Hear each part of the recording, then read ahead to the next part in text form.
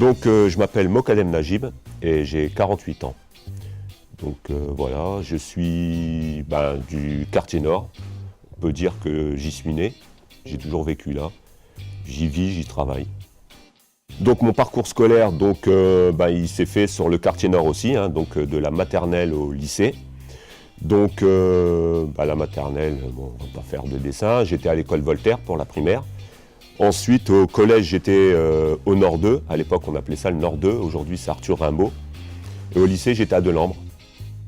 Donc aujourd'hui, je travaille donc à Mélodie en sous-sol, hein, qui est une structure associative qui met en place des actions autour de la musique, qui démocratise de la première note apprise à la diffusion.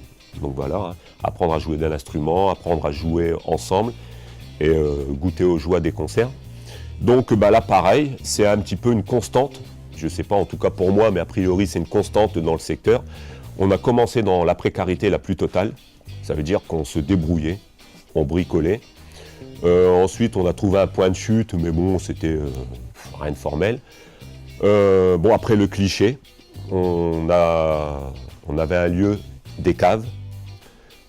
Tant bien que mal, on a réussi à faire en sorte que l'acoustique soit meilleure. Mais bon, c'était des caves.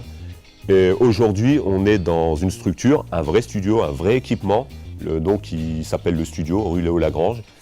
Et donc ça matérialise un petit peu le travail que nous avons fourni. Donc je ne vais pas dire que c'est une reconnaissance, mais c'est plutôt une logique, dans la mesure où il y a des besoins, même en musique.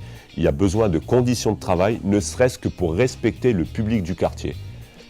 Parce qu'il n'y a aucune raison que le public du quartier apprenne à jouer, fasse de la musique dans des caves. Donc nous, on a considéré qu'il était logique que dans le quartier, il y ait une structure, une vraie structure, pour permettre d'accueillir dans de vraies conditions le public du quartier. Le conseil pour réussir quand on est originaire du quartier, c'est avoir confiance en soi, déjà, être sûr de ses capacités, de ses compétences, et chercher vraiment à développer les choses, mais en prenant conscience que c'est du travail, toujours du travail. Écouter, beaucoup écouter les conseils de personnes qui ont un parcours. Observer aussi, vraiment beaucoup observer. Et puis voilà quoi. Mais pareil, hein, toujours travailler et j'insiste là-dessus, avoir confiance en soi.